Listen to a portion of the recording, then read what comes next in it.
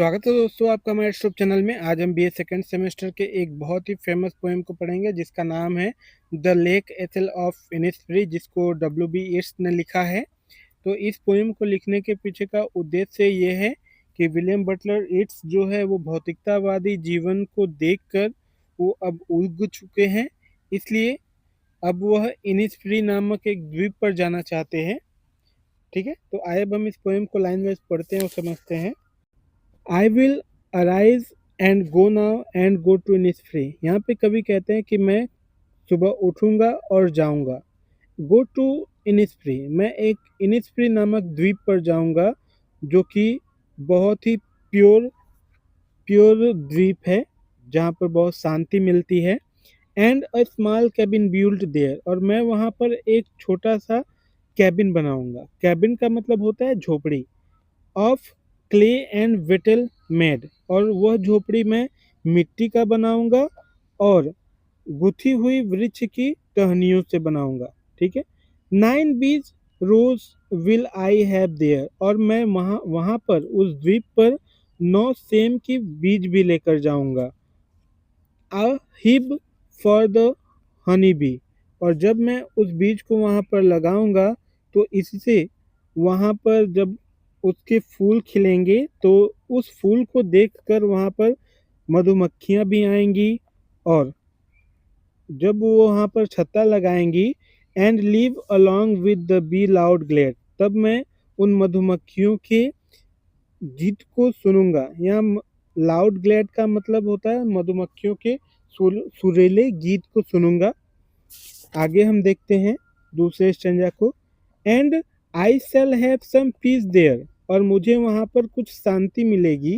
For peace comes dropping slow, और ये जो शांति है मुझे बहुत ही धीरे धीरे मिलेगी। Dropping from the veils of the morning to where the cricket sing, और ये जो शांति है मुझे धीरे धीरे कैसे मिलेगी, जब सूरज की रोशनी निकलेगी तब उस दौरान जो क्रिकेट होंगे, जो झिंगुर होंगे, जो गीत गाएंगे या फिर आवाज़ करेंगे तो उनकी आवाज़ वहाँ पर मुझे सुरीली लगेगी, जिसके कारण मुझे वहाँ पे सुकून मिलेगा। ठीक है।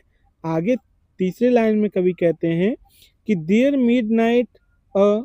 Midnights all glimmers and noon a purple glow and evening full of linnet wings।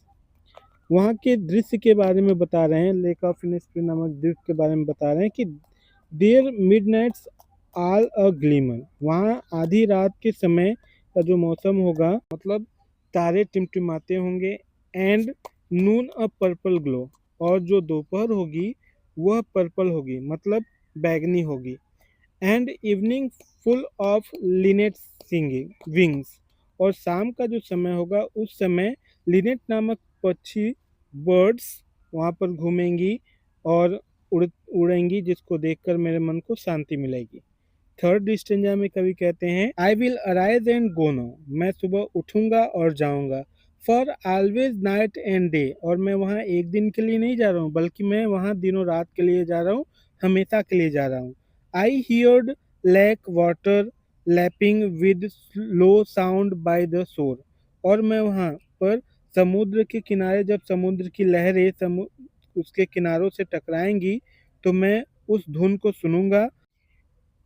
आगे कवि कहते हैं कि while I stand on the road वे, कि अभी जो मैं यहाँ लंदन की इस गलियों में खड़ा हूँ सड़क पर, और द पेवमेंट ग्रे, और यहाँ पे जो सड़क है यह धूल से ग्रे हो चुकी है।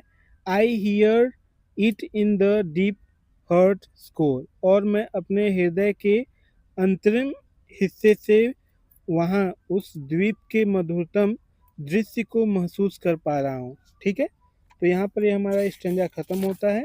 Okay bye.